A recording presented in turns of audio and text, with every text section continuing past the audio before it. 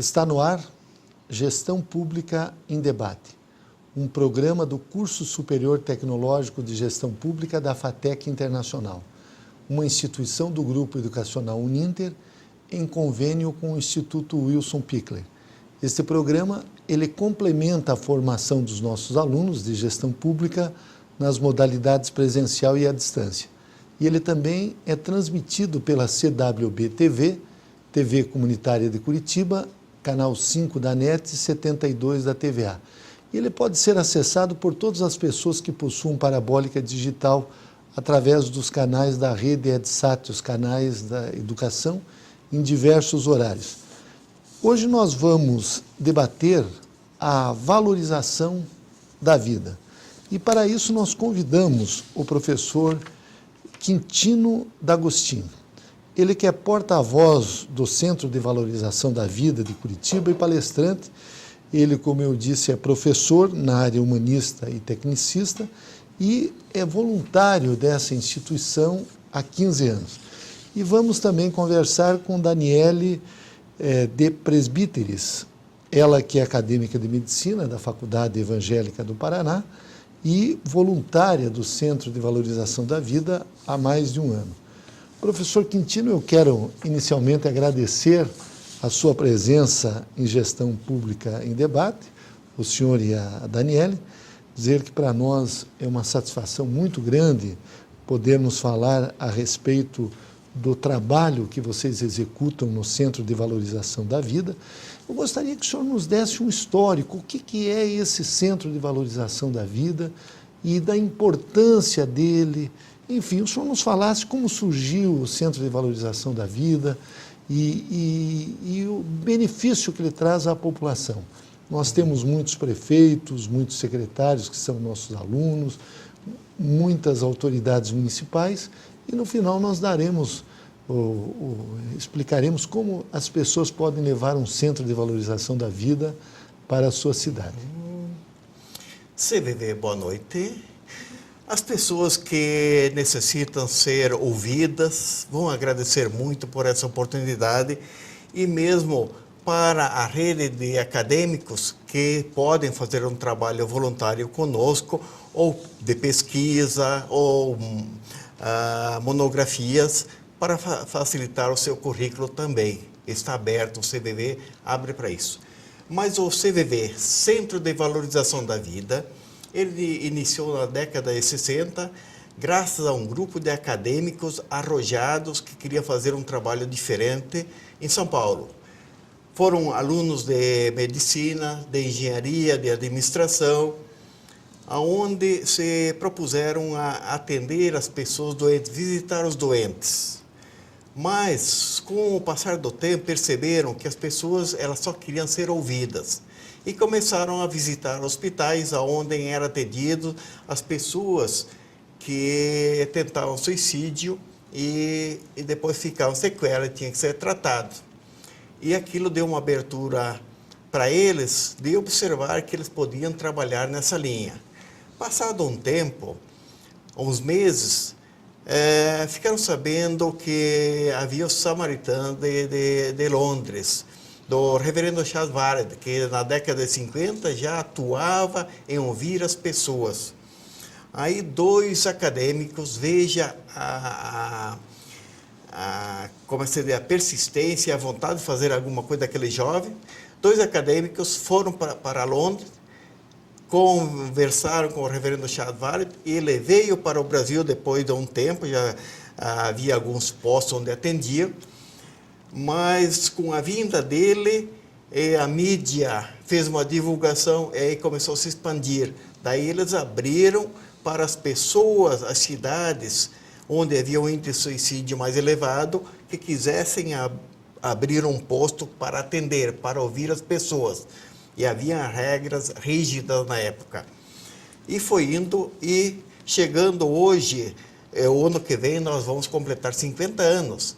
Desde quando que uma ONG, ONG, ela permanece tanto tempo com uma rigidez, uma flexibilidade naquilo que podem fazer, com hoje mais de 2.000 voluntários. Isso em todo o Brasil? Em todo o Brasil. Nós estamos hoje com 71 postos, desde Santarém até Chapada, no Rio Grande do Sul. Cidades pequenas que tiveram índice alto de suicídio, nos procuraram e abriram um posto lá, porque sempre quando abre um posto, o posto mais próximo, ele ajuda, dá curso, porque para ser voluntário CVV, precisa fazer um curso mais de 30 horas para ver se a pessoa tem condições de entender e aceitar a diversidade.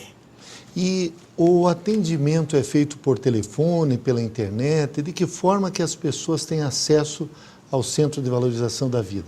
Até pouco tempo, nós atendíamos por telefone, por carta ou pessoalmente. Mas, felizmente, veio a internet, uma ferramenta fantástica. Hoje nós atendemos via VoIP, via online.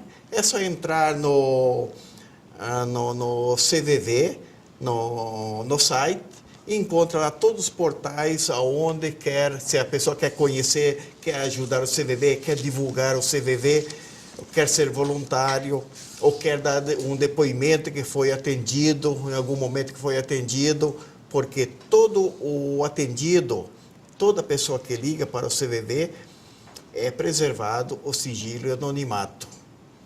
A pessoa não se identifica. Não há necessidade de identificar. Para o CVV, o importante é que a pessoa abra seu coração naquele momento e seja acolhida por um voluntário, aceitando dentro da sua crença, para que a pessoa se encontre. Porque o trabalho é feito de tal maneira, é um diálogo, mas deixando a pessoa, ou levando a pessoa a refletir o porquê daquela situação. Daniele, você é acadêmica de medicina. O que te levou a ser uma voluntária, a trabalhar para ouvir as pessoas? Não sei se vocês aconselham também, mas o que te levou a trabalhar nesse papel de voluntária no Centro de Valorização da Vida? Na verdade, eu acho que o que me levou a ser voluntária foi a mesma razão que me levou a escolher a medicina, né? Que é a vontade de ajudar as pessoas, de tentar de alguma maneira melhorar a vida de alguém.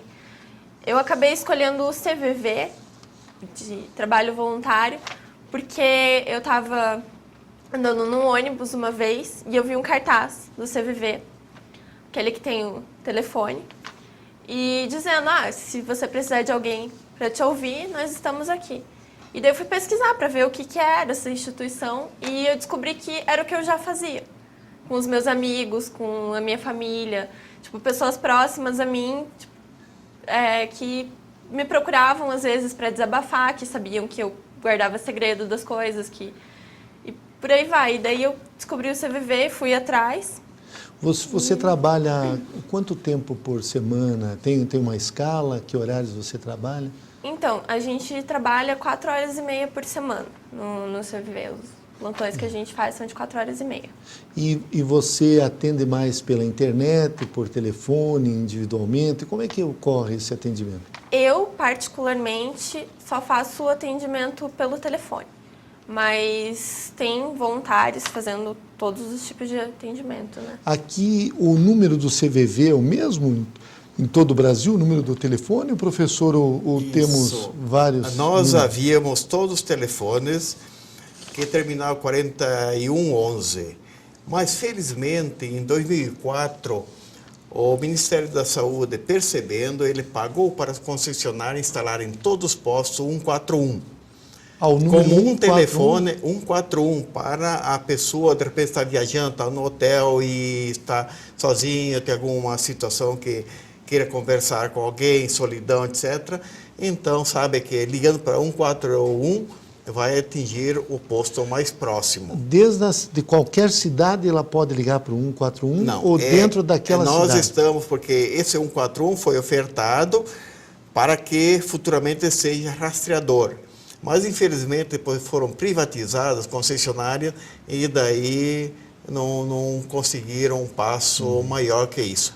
E o 141 também tem o custo de uma ligação normal, sabe? Não é gratuito. Para quem liga. para quem liga. E o tempo de atendimento é quantos minutos que a pessoa fica no telefone? Depende da situação da pessoa. Tem pessoas que ligam e dizem, eu quero falar porque estou angustiado. E começa a falar, e de repente para e diz, muito obrigado, boa noite. Só fala? Só precisa falar. Uhum. E tem situações que a pessoa fala, quando ela para, o voluntário diz, você está refletindo sobre o que você falou? Ah, tem mais isso. E dispara de novo, depois para. Tem pessoas que ligam, aconteceu comigo, liga uma vez, na semana seguinte, no meu plantão, liga de novo, mas tem bina. Você sabe onde está ligando, sonda, e depois, na terceira, quarta vez, eles aí desabafam suas dores. Eles primeiro sondam para ter a confiança, mas o CVV, ele não tem bina, o voluntário não escreve, os meus atendimentos no meu plantão, eu atendo a pessoa e fica comigo. Não tem o que escrever, não tem o que gravar nada. A pessoa não se identifica, não precisa Não se identificar. Até ela pode dizer que é José, Maria, Pedro, para nós não importa. Para nós não importa a identidade, para nós importa o ser humano que está sofrendo, que ele quer ser ouvido. Daniele, você que é voluntária já há mais de um ano, estudante de medicina, que tipos de problemas as pessoas contam para você? As pessoas ligam para o CVV por qualquer motivo. Tem gente que liga para desabafar, que eu estou com um problema, eu quero contar para alguém, porque aconteceu alguma coisa. As pessoas ligam até para contar notícias boas, às vezes. Eu queria falar para alguém que aconteceu isso de bom na minha vida. Tem pessoas que ligam com intenção de suicídio mesmo, tem todos os tipos de ligação, não tem um motivo específico que atraia mais ligações. E quando a pessoa está, digamos assim, propensa ao suicídio, vocês são orientados? Eu estou aqui com o manual do voluntário, do CFCV, digamos assim, tem uma técnica para fazer com que a pessoa tire da cabeça uma ideia dessa? Isso, como é que é, professor? Isso, nós trabalhamos com a reflexão, porque quando a pessoa está angustiada, tem alguma situação... Vamos dizer, alguém bateu o carro, atropelou e fugiu. Mas daí fica angustiado e liga para o CVV. E começa a falar que atropelou e que fugiu por medo e conta a história dele. E a gente deixa falar, acolhe, porque ele já está sofrendo a dor, porque ele está com a incerteza do que deveria ter feito.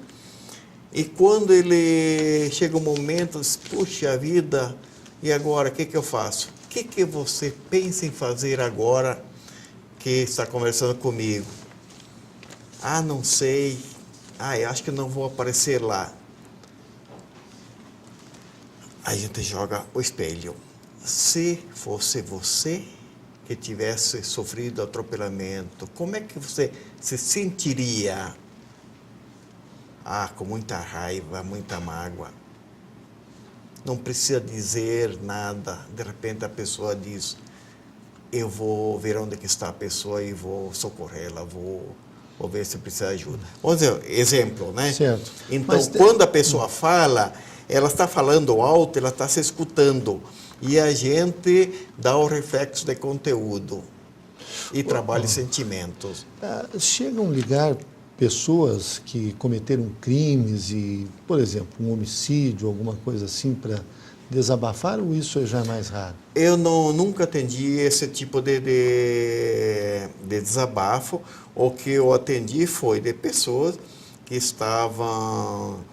A pessoa que já tinha tomado o veneno e ela disse que ela queria conversar com alguém e ficasse junto até ela passar dessa para o outro lado do espaço.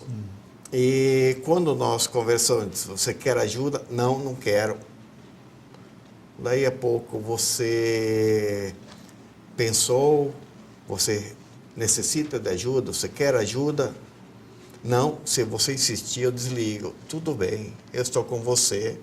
Porque mesmo a gente não sabe onde é, e etc. Mas chegou um momento que a pessoa disse, eu não estou sentindo mais minhas pernas, pode me ajudar? Daí o senhor pediu o endereço? Aí eu fiquei, aí sim, você pode me passar o número do telefone, o endereço? Então, daí depois nós articulamos o socorro e depois ele nem fica sabendo. O que eu fiquei sabendo depois que o médico que atendeu, ele ligou, ele disse, deu para salvar a pessoa está bem. Que bacana. Né? E a gente não sabe, eu não sei até hoje quem é a pessoa.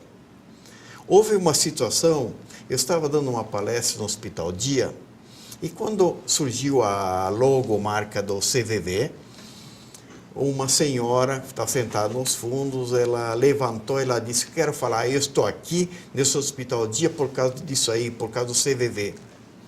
E eu quero falar para todo mundo. Eu fiquei, digo, tudo bem, quer falar? Fique à vontade. E daí ela disse que há uns 10, 12 anos atrás... O Hospital Dias é tratamento psiquiátrico? Psiquiatra que vai quando não está bem, vai lá, passa o dia lá, né? Tem acompanhamento, quando está bem não vai, e quando percebe que não está bem, daí vai lá para passar o dia e ser medicada, etc. Quer dizer, acompanhada, porque medicada ela tem que estar sempre. E daí ela disse, eu liguei, eu tinha comprado o veneno, e quando os familiares tinham saído, eu liguei para o CVV, e disse assim, uma moça, uma voluntária me atendeu. E conversamos longamente, e no final, quando eu disse, adeus, você é a última pessoa com quem eu vou falar, ele disse que a voluntária não se alterou em nada. E em nenhum momento ela disse, não se mate, que isso é errado. Ela disse, olhe, agora você pensa naquilo que nós conversamos e mais tarde, se você quiser, ligue de volta. Se eu não estiver, outro colega vai te atender da mesma maneira que estou te atendendo. Ela disse que, quando ela desligou o telefone, disse, puxa, mas meus familiares não se importam comigo e uma pessoa estranha se importa. E ela começou a refletir, diz ela que começou a refletir o porquê que ela queria terminar, interromper a vida. E daí ela pegou e jogou veneno fora e foi buscar um profissional da saúde. E graças ao CVV ela está viva e quando ela não está bem vai para o Hospital Dia. Então, Daniele, você é estudante de medicina, acadêmica de medicina. Qual a diferença de um tratamento psicológico, de um psiquiatra, de um psicólogo e o atendimento do CCV? Então, geralmente quando a pessoa procura um psiquiatra ou um psicólogo, ela quer uma resolução imediata para os problemas dela. O psiquiatra vai optar geralmente por medicação e o psicólogo vai optar por terapia. Quando a pessoa liga para o CVV, ela também, de alguma forma ou de outra, ela quer uma solução para o problema dela. Só que ela não vai encontrar nem medicação e nem terapia. Ela vai encontrar alguém para ela conversar, alguém para ela desabafar os problemas dela, alguém que ela sabe que ela pode confiar que o problema dela não vai sair dali. E é uma conversa mesmo, é como se fosse a gente conversando com uma pessoa ajuda ela a descobrir alguma solução para o problema dela, algo que ela já tinha pensado, mas não tinha se dado conta ainda.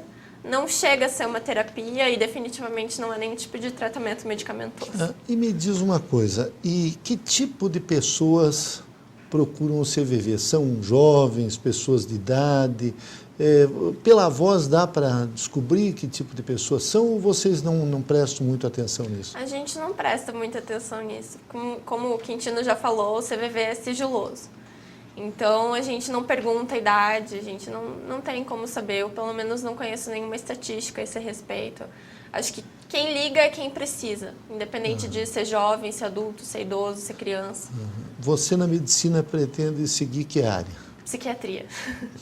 Ótimo. Professor Quintino, como eu disse no início, nós temos muitos prefeitos, vereadores, até deputados, já tivemos como nossos alunos, temos secretários municipais. Como é que um município pode implantar um CVV? O CVV é uma organização não governamental é uma ONG, tem um custo muito elevado, onde que as pessoas podem entrar em contato com a matriz para implantar um centro de valorização da vida. Um posto de atendimento, né? Isso. Pode entrar no site, lá tem todo o esclarecimento onde procurar. É cvv.org.br. Ou se não, entra somente no Google CVV, é automático, né? Nós temos o site, nosso site é bem organizado e daí facilita. E procura daí o posto mais próximo e nós, daí o posto mais próximo, ele vai dar o suporte até formar a comissão, uma estrutura para poder, pelo menos, atender um horário de semana, seja de segunda a segunda, vamos dizer, de meio-dia às 7 da noite, até que consiga mais voluntário. Os cursos, o posto mais próximo que vai dar, que prepara, né, para depois tomarem o que precisa, é ter essa comissão, porque tem que ter uma mantenedora, né? Local. Tem que ter uma mantenedora, sim, e é dos próprios voluntários. E para organizar juridicamente. Precisa ter que tipo de espaço? Pelo menos 2 salas, um banheiro e uma pequena cozinha. E com telefones? Telefone, internet, porque hoje não dá para ficar mais sem internet. Hoje em Curitiba, quantas pessoas estão trabalhando, vamos supor, esse horário de 20 horas? Quantos voluntários são necessários? Nós estamos com uma média de 40 voluntários no posto de Curitiba. Por dia? No posto de Curitiba, 40, são 1 ou 2 plantonistas por horário de 4 horas e meia, que se reveza 24 horas. Né? Nós precisaríamos 84, porque nós temos 2 linhas e nós também atendemos via online. Né? E também voluntários que estão lá como plantonistas também fazem outras atividades fora. Por exemplo, nós temos trabalho com a comunidade, que é chamado Saúde Mental, Caminho de Renovação Contínua, onde a gente trabalha com grupos de estudos. Nós tínhamos até pouco tempo 9 grupos no Presídio Central, onde trabalhava com os internos lá. Depois que houve problema lá, daí pediram um tempo. Nós temos 2 grupos no Sesc da Água Verde, um grupo no Presídio Feminino e mais um grupo no antigo IP. Nesses casos, vocês fazem um atendimento pessoal? Não, nesses casos de grupo de estudos, a gente trabalha um tema. É trabalhado um tema, cada um trabalha o seu interior. E mais, nós estamos abertos para palestras sobre a arte de saber ouvir, conhecendo o CVV, por que usamos máscaras, valorização da vida, a relação de ajuda, o sentido do perdão, são várias palestras. Explica o que é usar máscaras. Quando vocês atendem alguém individualmente, vocês estão usando máscara? Eu digo, quando a gente, uma palestra que eu dou, é como usar quando usamos máscara, porque quando você vai fazer uma autoanálise, você às vezes justifica alegando que a culpa é do outro. Mas a gente tem que procurar fazer uma análise, então a gente diz, porque eu uso as máscaras para me desculpar daquilo que eu intimamente sei que eu sou culpado, mas não admito. Colocar a culpa no outro. Então a gente trabalha com essas palestras para o esclarecimento. Mas se alguém, por exemplo, quiser ir lá conversar com o voluntário, lá na sede do CVV, é possível? Isso. É possível, na Carneiro Lobo, número 35. Aqui em Curitiba? Isso, no horário comercial. E daí tem um local para atendimento? Tem uma sala, por isso que eu falei, para abrir um posto tem que ter 2 salas. Um atendimento com telefone, porque tem que ter um lugar reservado para acolher, e outra sala para acolher quando as pessoas vão lá e querem falar, também com sigilo anonimato. Certo. E o telefone, em qualquer parte do Brasil, é 141, ou entra no site e daí você tem todos os dados lá que você precisa saber. Veja, uma entidade como a nossa, que nós chegamos a ter mais de 3.500 voluntários. Hoje nós temos a média de 2.000 voluntários. No Brasil todo? No Brasil todo. Nós atendemos, nos últimos anos, passou de 1.500.000 chamadas, entre online, telefone, etc. Mas dessas, em torno de 30% é que são pessoas, 25% a 30% que são pessoas propícias a interromper a vida. Então, nós entrevistamos em Gestão Pública em Debate o professor Quintino D'Agostin, ele que é porta-voz do Centro de Valorização da Vida, aqui de Curitiba, e também a acadêmica de medicina, Daniele de Presbíteris, que é voluntária do CCV. Professor Quintino, Daniele, eu quero dizer que agradeço muito a entrevista em Gestão Pública em Debate e não tenho dúvidas de que vocês contribuíram muito na formação dos nossos alunos. Muito obrigado. O CVV agradece e as pessoas que ficarem sabendo desse serviço vão agradecer muito quando usam desse serviço. Obrigado.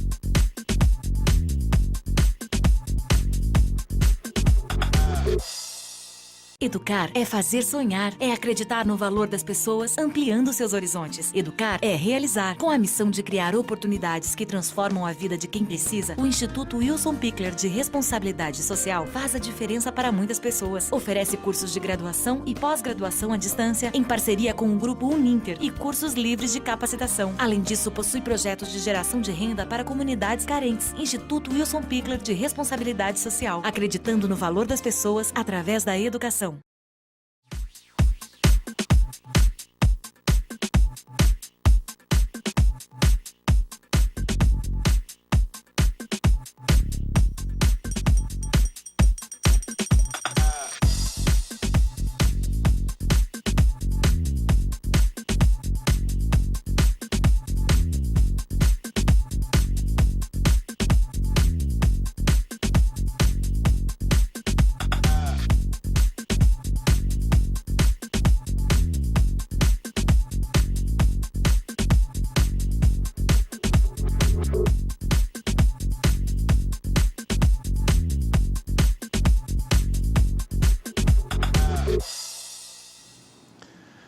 Retornamos com o Gestão Pública em Debate, um programa do Curso Superior Tecnológico de Gestão Pública da FATEC Internacional, uma instituição do Grupo Educacional Uninter em convênio com o Instituto Wilson Pickler. Este programa ele complementa a formação dos nossos alunos de gestão pública nas modalidades presencial e à distância. E ele também é transmitido pela CWB TV, TV Comunitária de Curitiba, canal 5 da NET e 72 da TVA. Ele pode ser acessado por todas as pessoas que possuem parabólica digital através dos canais da rede EdSat, os canais da educação. Neste segundo bloco, nós vamos debater a revisão dos benefícios do INSS.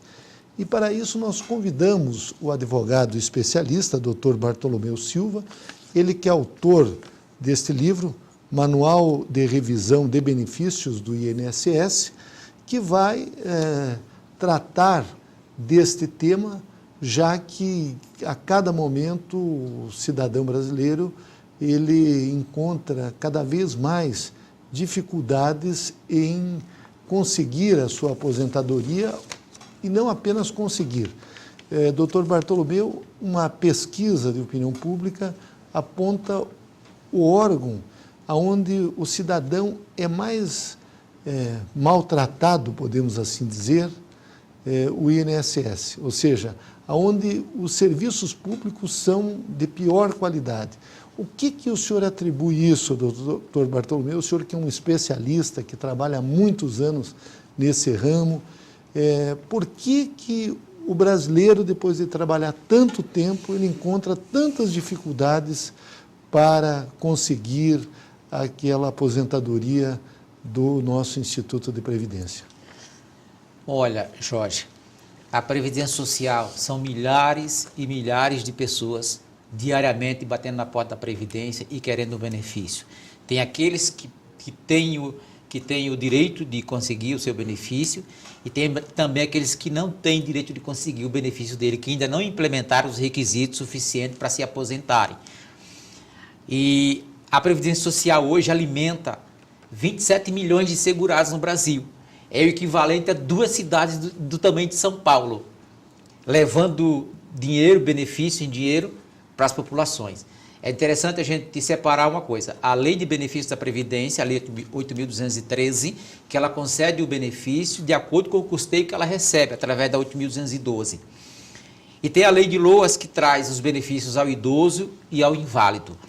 São poucas pessoas trabalhando, a estrutura é insuficiente, assim como o Poder Judiciário, abarrotado de processos, os juízes não têm condição, a máquina judiciária é pequena em relação ao volume de trabalho. Eu imagino que seja isso. Todo mundo batendo na porta da Previdência, os médicos fazendo peritagem e dizendo que ele não está apto a se aposentar e ele brigando. Agora imagine se todo mundo que batesse na porta da Previdência conseguisse o benefício com o déficit que já existe. Na verdade, era para ter 4 pessoas trabalhando e produzindo e recolhendo a Previdência para um aposentado. Hoje nós temos 1,5 trabalhadora ativa para um aposentado. O senhor atribui, digamos assim, a essa dificuldade na prestação desse serviço, a deficiência, a falta de quadros de funcionários na própria Previdência e aqueles que estão trabalhando estão estressados, estão no seu limite, e por isso que muitas vezes até tratam mal o segurado que vão procurar o INSS? Sem dúvida nenhuma. Eu acho que a estrutura administrativa, a Previdência está com um concurso aí para 2 ou 3 mil pessoas para distribuir, precisando de perito. O indivíduo que se aposenta, ou ele satisfaz as condições que a Previdência impõe, ou ele vai através do auxílio-doença, uma aposentadoria por invalidez, que é hoje o que está acontecendo muito nas portas da Previdência, dependendo de médicos, peritos, e a Previdência precisando de gente. Certamente é a pressão para conseguir o benefício que faz com que a pessoa se estresse e o segurado não tenha aquele atendimento que ele deveria ter condignamente, na verdade. Um outro aspecto, Dr. Bartolomeu, o senhor é um especialista em Previdência, atua nessa área há muitos anos. Hoje nós sabemos que tem muitas ações que já são reconhecidas pelo Supremo Tribunal, o Superior Tribunal de Justiça, de revisão de aposentadoria. Mas antes de nós falarmos da revisão, eu gostaria que o senhor falasse os tipos de benefícios que nós temos e depois a revisão mesmo das aposentadorias. Ou seja, aqueles valores que estão abaixo do que a lei determina e que o INSS só reconhece quando a pessoa entra na justiça. Você sabe que há 10 anos, fazer revisão de um benefício era uma coisa assim, era um mito no Brasil. Vamos imaginar 6 anos, 7 anos aí para trás, 5 anos para trás, fazer revisão de um benefício era um negócio assim, era um mito. Era difícil. Depois que o Poder Judiciário, através da Justiça Federal, implementou o Juizado Especial Federal, no começo ele atendia especialmente as causas da Previdência Social e o que? Em geral, as revisões de benefícios. Começou a desencadear uma outra figura dentro do Judiciário, que é a revisão dos benefícios da Previdência. Não tem como se falar em revisão sem você falar em decadência. O STJ e o Tribunal Regional Federal aqui em Porto Alegre, eles já firmaram entendimento de que o benefício concedido até 1997, ele não tem período para revisar. No entanto, aquele que é concedido de 97 para cá, ele tem 10 anos para fazer a revisão. A primeira revisão que nós colocamos aí é uma revisão de 77 a 88. Ou seja, quem se aposentou nesse período? Quem se aposentou entre 77 e 88. Nesse período aí, existe 28 meses de lesão que a Previdência causou. Tem meses que ocorreu 10% de lesão, tem meses que dá 16%, tem meses que dá até 46%. No valor da aposentadoria. No valor de um mês. Se ele se aposentou dentro daquele mês que houve aquela lesão, ele está acumulando consigo um resultado negativo em termos de benefício. Depois tem a revisão do buraco negro, que era o que se falava somente no buraco negro. O buraco que é negro o passou a buraco ser negro? uma das revisões hoje, dentro do contexto da Previdência. Eu gostaria que explicasse o que é o buraco Tá, negro. o buraco negro é para quem se aposentou entre 88 e 91. A Constituição, em 88, disse que todos os salários de contribuição do segurado tinham que ser corrigidos, todos os 36 salários. Naquela época, a correção era feita só os 24 meses e os últimos 12 não era corrigido. Mas a Constituição, no artigo 201, dizia que sim. Aí muita gente começou a bater na Justiça e foi se avolumando coisa no STJ e no Supremo. Mas, em 91, o governo introduziu o artigo 144 na Lei 8.213 e mandou corrigir o salário de contribuição de todos os segurados. Esse é um detalhe do buraco negro, que foi de 88 a 91. Aqui, a revisão pelo teto hoje está acontecendo muito, que a Previdência está pagando, fez um acordo, nos termos daquele acordo do Fundo de Garantia que o Fernando Henrique fez. A Previdência também está fazendo agora com uma revisão pelo teto, para quem se aposentou entre 81 e 89. Entre 81 e 89, existiu um teto de previdência, de contribuição. Em 81 foi implementado esse teto, do mínimo teto em 10 salários mínimos e o máximo em 20 salários mínimos. Então, até 89, figurava esses dois tetos. Quando chegou em 89, a Lei 8787, ela baixou o teto de 20 para 10 salários mínimos. De contribuição. De contribuição. Explica a diferença entre o salário mínimo de contribuição e o salário mínimo real. Tá, o salário mínimo de contribuição é aquilo que o segurado verte para a Previdência mensalmente. É em cima daquilo que ele vai contabilizar o período básico Mas de ele cálculo. é menor do que o salário mínimo real. Não, o salário de contribuição, vamos imaginar, é aqueles 677, por exemplo, que eu pago mensalmente em cima do salário mínimo. É 20% do salário mínimo que eu recolho de Previdência hoje. Salário de contribuição é aquilo que eu recolho para a Previdência todo mês. Certo. Aquilo lá é salário de contribuição. Pode ser R$ 55, pode ser em cima de um salário mínimo de 2 e 3.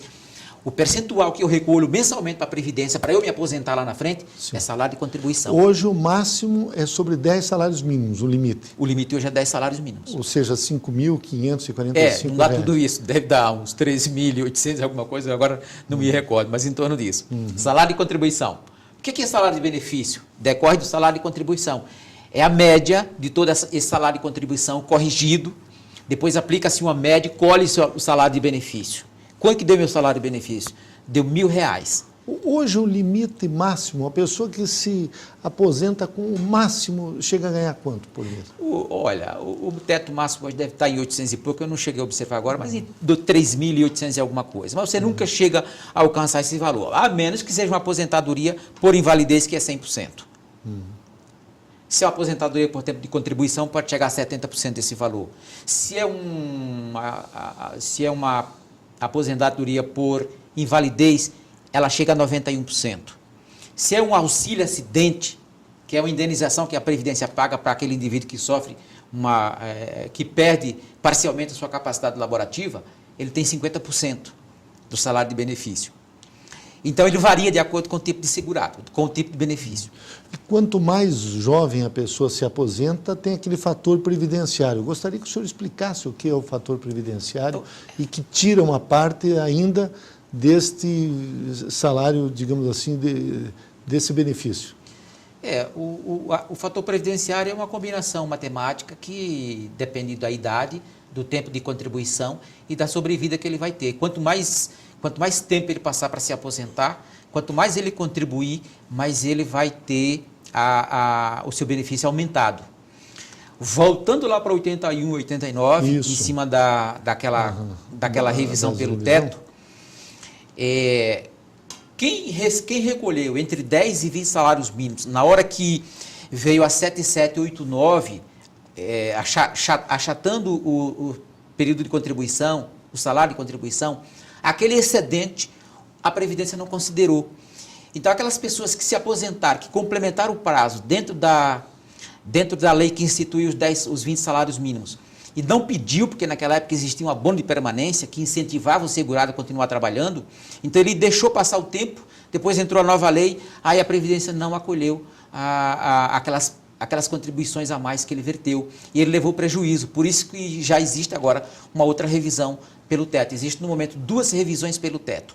Uma em cima das emendas 41, 20 e 41, a outra pelo teto, pela Lei 6.950 e pela Lei 7789. Pela sua experiência, doutor Bartolomeu, uma ação dessa leva quanto tempo até o segurado receber? E se no decorrer, digamos assim, desse período, porque nós sabemos que o judiciário é lento em muitas coisas, a pessoa morrer, os herdeiros recebem? Recebem. Essa ação pode levar 4 anos, pode levar 3 anos, pode levar 5 anos. O INSS recorre até... A média é essa. Ou tem alguma súmula vinculante nessa área?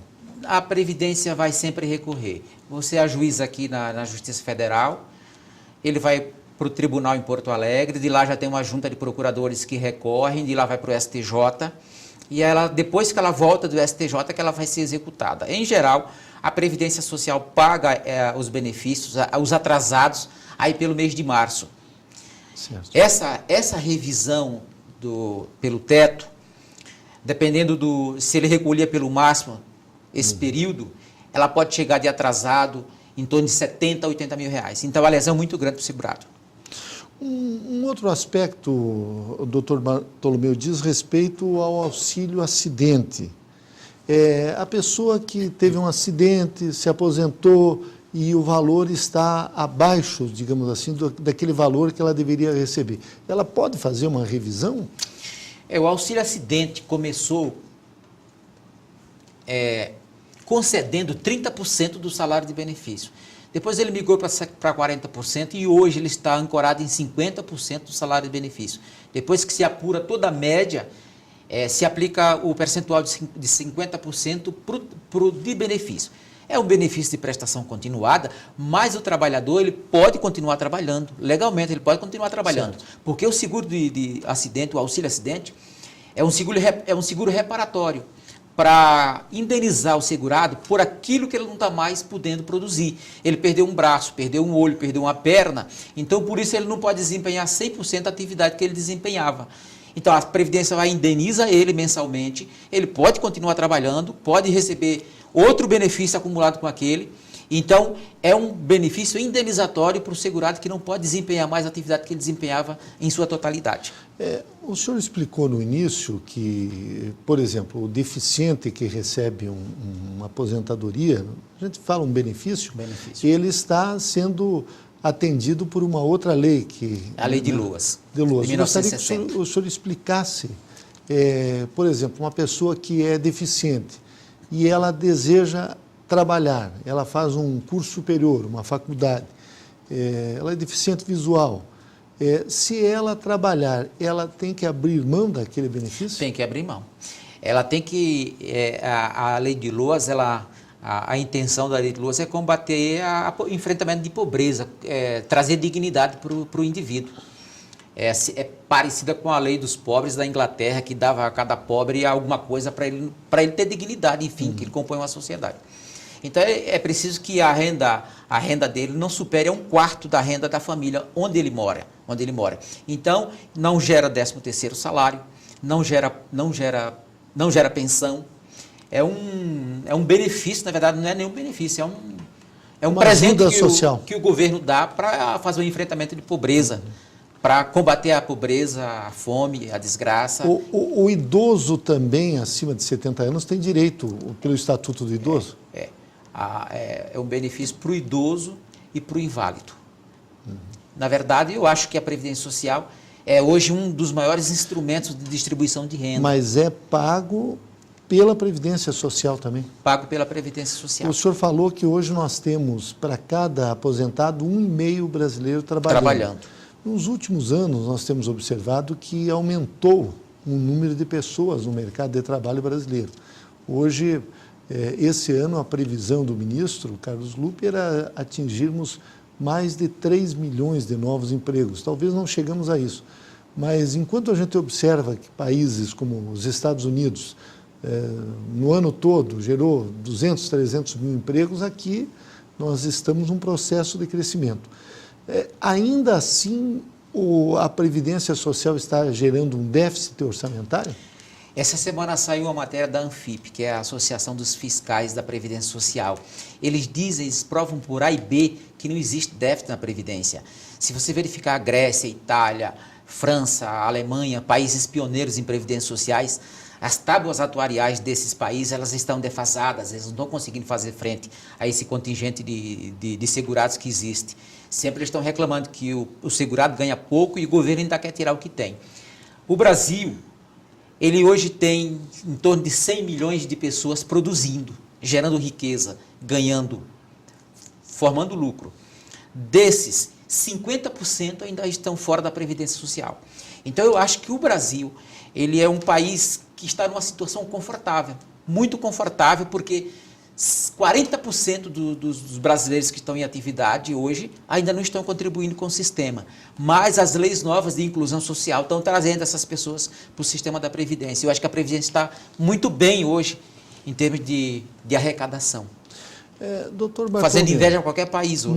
Nós temos no Brasil 2 sistemas. O servidor público, normalmente, aqueles da legislação anterior, se aposentam integralmente de acordo com o que recebe. Do regime próprio. Exatamente. E os contribuintes da Previdência têm esse limite de 10 salários mínimos. O senhor não percebe que há uma certa distorção aí, já que os trabalhadores da iniciativa privada, eles estão numa situação de desvantagem em relação aos outros servidores? Como é que o senhor analisa essa situação? Sem dúvida nenhuma.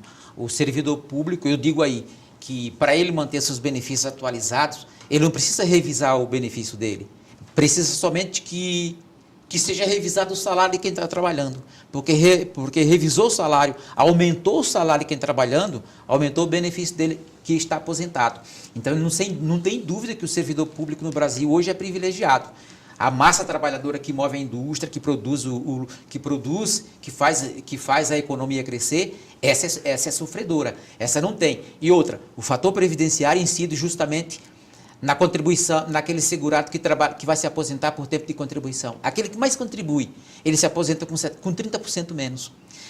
O aposentado por invalidez, ele pode entrar no trabalho hoje e amanhã ele sofreu um acidente e ele ficar paralítico e entrar numa aposentadoria por invalidez. Ele vai receber 100% do salário de benefício. E ainda, se ele não pudesse locomover, se ele depender de outra pessoa, ele vai ter mais 25% de acréscimo. Ele vai para 125%. Um dia de trabalho sobre o que ele recebia. Sobre o que ele recebia. Um dia de trabalho já gera a aposentadoria por invalidez. Aquele indivíduo que trabalha 35 anos, com 35 anos de contribuição, ele sofre o fator previdenciário. Aquele que se aposenta por idade, faz-se o cálculo com o fator, mas se o fator foi desvantajoso, tira-se o fator fora e ele fica sem o fator. Agora, aquele que está lá por contribuição, ele é obrigado a sofrer os efeitos do fator. Sem dúvida que o servidor público no Brasil é um privilegiado. Hoje, com as reformas da Previdência, se pensa em mudar, em trazer uma Previdência privada para complementar isso que está se falando no estado do Paraná, com a Paraná Previdência. Mas quem vai sofrer esse impacto são as gerações de servidores que entrarão no sistema, no regime próprio, a partir de agora. Aqueles que já estão no sistema vão continuar com o privilégio. E muitos desses servidores que se aposentaram aí há 5, 7 anos atrás, eles nunca contribuíram com a Previdência Social. Uma massa de segurados, de servidores que estão aposentados hoje, de 10 anos para trás, eles se aposentaram sem nenhuma contribuição, ou muito pouca contribuição. Se o senhor fosse iniciar hoje no mercado de trabalho, vamos imaginar o senhor com 18 anos de idade, se o senhor tivesse que optar entre a contribuição da Previdência ou pegar a parte patronal e a parte que o senhor contribui todos os meses e fazer uma aplicação privada, qual das duas opções o senhor faria? Olha, eu recolhia a Previdência. Eu recolhia a Previdência Social. Por ignorância, muitas pessoas não recolhem a Previdência, porque a Previdência tem problema, porque você bate lá e ela não atende, por isso e por aquilo. Na verdade, quando a Previdência não tem saldo para pagar o teu benefício, ele aumenta a alíquota, mas garante para o segurado. Entra bilhões Quer dizer, eu falei no começo aqui que tem 27 milhões de segurados hoje que recebem da Previdência, benefício em dinheiro. É uma conta da Previdência entrando contribuições e o segurado lá na casa dele recebendo na conta corrente dele, aqui no sul do Brasil, lá na Amazônia. Então, a Previdência Social ainda é um mal necessário. É muito mais inteligente você ter uma previdência social do que você ter uma previdência privada. Ou você tentar fazer outro meio de previdência particular. Porque, na verdade, nós nunca fazemos. A gente investe hoje, investe amanhã, daqui a pouco a gente vai lá e tira. E a Previdência Social, como eu falei anterior, quando ela não tem o recurso, ela aumenta a alíquota e garante para você. Ou ela tira dinheiro de algum outro setor e traz para alimentar a sua conta. Você nunca vai ficar descoberto do teu benefício. Muito embora ela não remunere com a inflação que é devida, muito embora ela tenha seus problemas, eu acho ainda que é um dos maiores instrumentos de distribuição de rendas que o Brasil tem. Eu acho que o Brasil é um país privilegiado hoje, dentre tantos países que sofrem problema com suas tábuas atuariais. Eu acho que a melhor aplicação para quem quer se aposentar lá na frente é começar a pagar a Previdência hoje. Os bancos, muitos bancos, você faz o seu recolhimento lá, daqui a pouco o banco falir, você não tem para quem recorrer. Esse é um exemplo que nós temos aí no Brasil. E a Previdência garante, a menos é um sistema público de boa fé que garante. O que nós precisamos é aperfeiçoar esse instituto que é, digamos, de toda a sociedade brasileira, para que ela possa realmente diminuir as reclamações. Há 8 anos atrás, nós tínhamos uma geração de 4 milhões de empregos. Nos últimos 8 anos, nós tivemos em torno de 14 milhões de empregos com carteira registrada. Imagine a arrecadação da Previdência. A Anfip diz essa semana que a Previdência Social tem um superávit de 40, em torno de 48 bilhões e não está sofrendo prejuízo. Esse déficit que estão dizendo não sofre. Imagine, o Brasil tem 18 ou 20 milhões de segurados recebendo um salário mínimo sem nenhum custeio. Então, eu acho que a Previdência é a melhor forma de você poupar para você assegurar alguma coisa lá na frente. Doutor Bartolomeu, nós temos mais 1 minuto e eu queria fazer uma pergunta a respeito da desaposentação. O que é isso? A desaposentação, 30% de quem continua trabalhando, hoje está batendo as portas da Previdência para cobrar 10 anos que trabalhou mais, 15 anos para fazer isso refletir no seu benefício.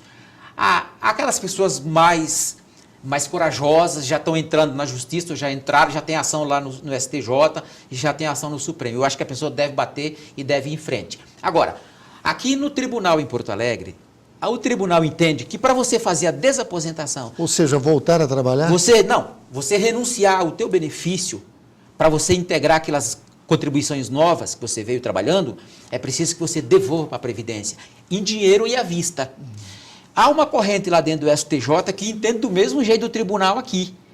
E outra corrente lá entende que não é necessário. Então, se o segurado entra agora, ele corre o risco de se travar aqui no tribunal ou travar com algum setor lá, uma parte do setor lá do STJ que diz que você tem que devolver. Então, o senhor não aconselharia agora a desaposentação? Olha, é até bom, no momento é bom o segurado esperar, porque tem uma ação no Supremo para ser julgada, tem uns 2 projetos de lei na Câmara para aprovar a desaposentação. E, de acordo com o julgado do Supremo, vai abrir espaço para todo mundo entrar com o seu processo de desaposentação. Eu, no momento, até agora, não entrei com nenhuma. Nós conversamos hoje com o professor Bartolomeu Silva, ele que é advogado, especialista em Previdência Social. Doutor Bartolomeu, eu não tenho dúvidas de que o senhor contribuiu muito na formação dos nossos alunos de gestão pública. Muito obrigado. Obrigado a você, Jorge, pela oportunidade.